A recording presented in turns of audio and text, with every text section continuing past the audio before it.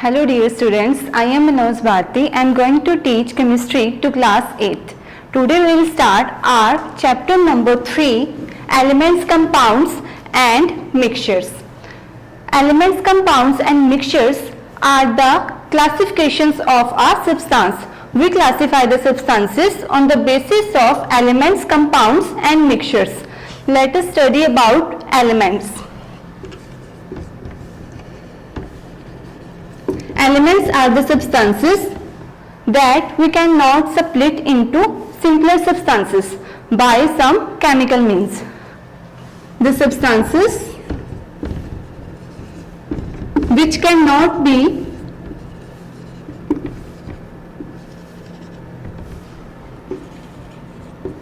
split into simpler substances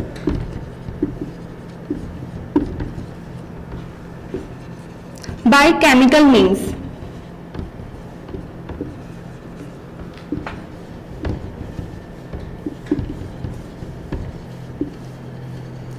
Students, it means that we cannot break the elements into simpler substances.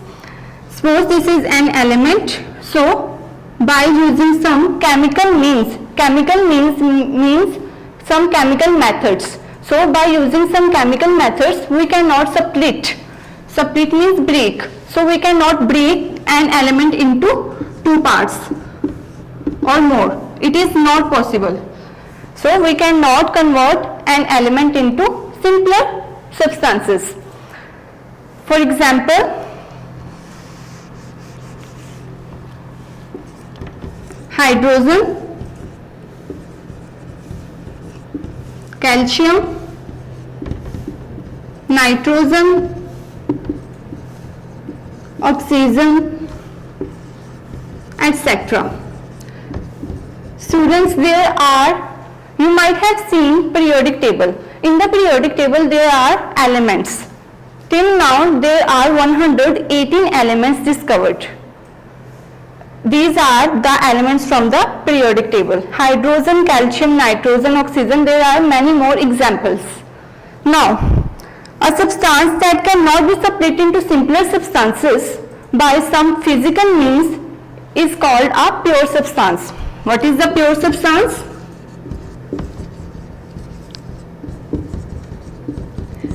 Pure substance is that one which we cannot convert into some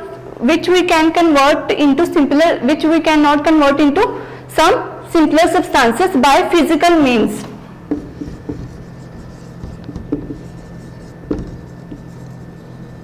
So we cannot convert a pure substance into simpler substances by physical means. But here elements are the substances which cannot be converted into simpler substances by chemical means. Students, chemical means is more powerful than physical means. So if we cannot separate the substances of the elements by chemical means, it means we cannot separate it even by physical means, because if we are not able to separate it by chemical means, because physical means is weaker than chemical means. So if it is not breaked by strong method, so it cannot be break by weak method. So we can say that elements are the pure substances. Next we will discuss about the representation of elements. Representation of elements. We represent elements by symbol. Representation of elements.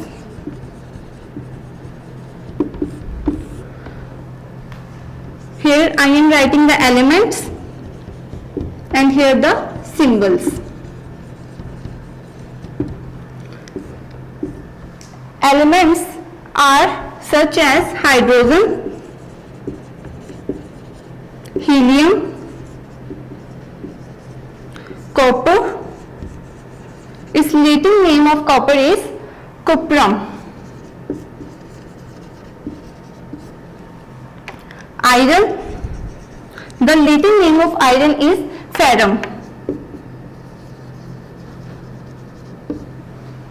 So elements are represented by symbols. Here the first letter is the symbol. So by H we means hydrogen, and sometimes we take two letters. First letter is always written capital and second is written smaller. So that we can distinguish, this is the hydrogen symbols and this is the helium symbol. Now copper. We sometimes take the letters of the Latin words. That is, copper is derived from the Latin name cuprum. So we take these two letters. So symbol for copper is Cu. And for iron, the Latin name of iron is ferrum. So we take these two symbols. So the symbol for iron is Fe. Students, learn the table provided in your book and learn these substances. Here are the elements written in your book and here are the symbols. Next, we shall discuss about compounds.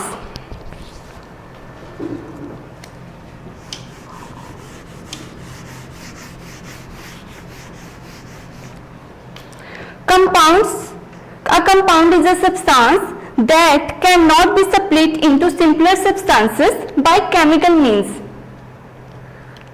Compounds.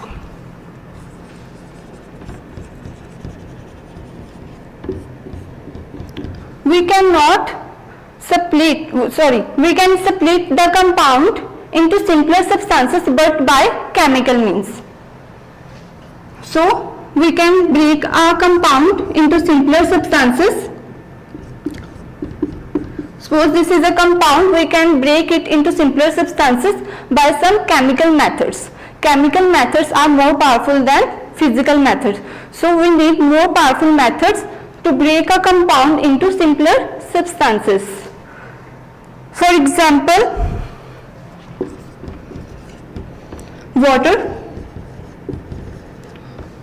carbon dioxide,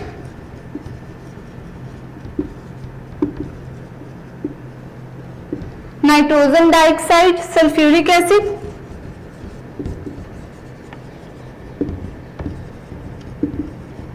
etc. These are formed by the combination of two or more elements. So here one element is carbon and the other element is oxygen, and hence the name is carbon dioxide. Its formula is CO2.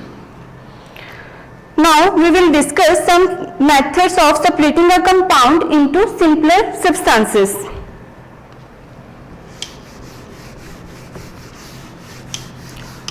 In this, our first method is electrolysis.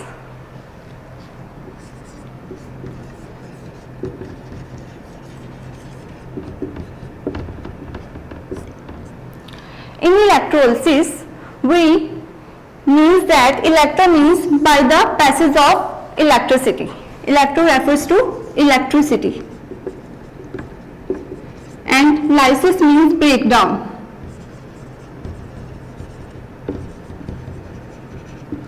So, in the electrolysis, we take a beaker. Here, we are to separate the hydrogen and oxygen in the case of water. Water is a compound, right? So, we will separate the components of the water. This is the formula for water. So, here we take a beaker. And there are two electrodes placed in the beaker, and here is a battery.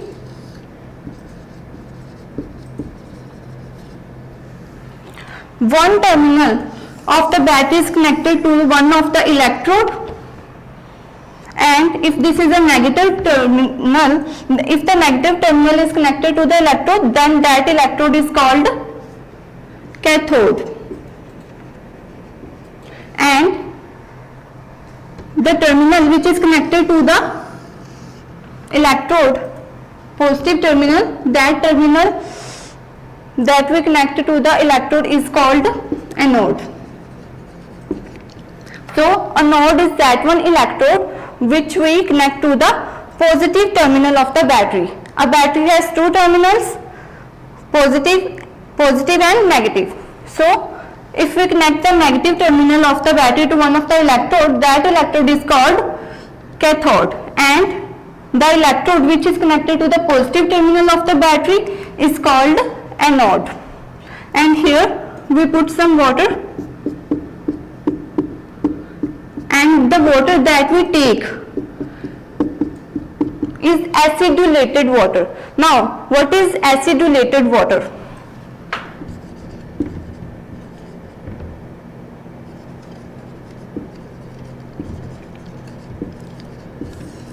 Students, pure water is not a conductor of electricity, but when we add a small amount of hydrochloric acid or sulfuric acid in the water, it acts as a conductor of electricity. So, to make the water a conductor of electricity, we take acidulated water. So, here we are taking acidulated water. Students, remember that oxidation always occurs at anode. So, we will obtain the oxygen here. Here the oxygen will collect and hydrogen will collect at the cathode. Because when the circuit is complete, the current will run through the circuit and the water will split into hydrogen and oxygen. So water is a compound and we split it into two elements, that are hydrogen and oxygen. Now we shall discuss another method by which we can split a compound, that is thermal decomposition.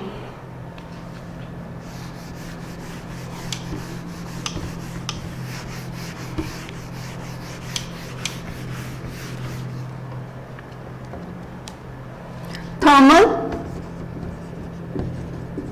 decomposition.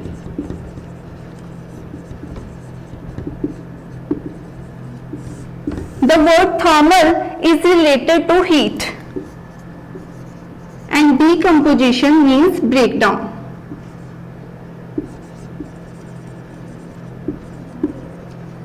So we will split the element by heat, we will split the compound into two substances or more substances by simply heating it. For example,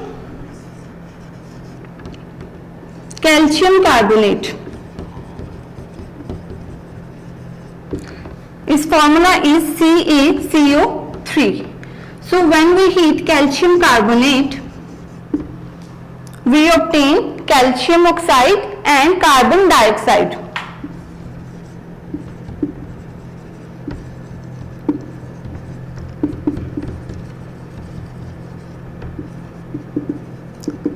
Carbon dioxide, being a gas, escapes. Calcium carbonate is used in the chalks. Similarly, another example is zinc carbonate. So when we heat zinc carbonate, we get zinc oxide and carbon dioxide.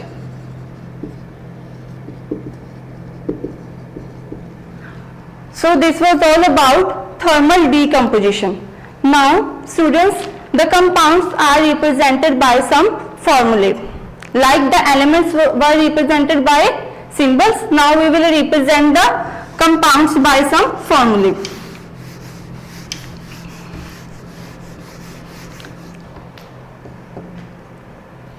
For example, here I am writing the compounds and here the formulae. For example, water. What is the compound? Its formula is H2O. Hydrochloric acid.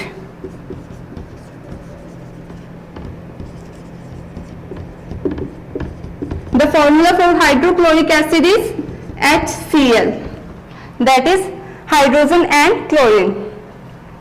Sulfuric acid. The formula of sulfuric acid is H2SO4. That is 2 atoms of hydrogen, 1 atom of sulfur and 4 atoms of oxygen. Next, sugar. The formula of sugar is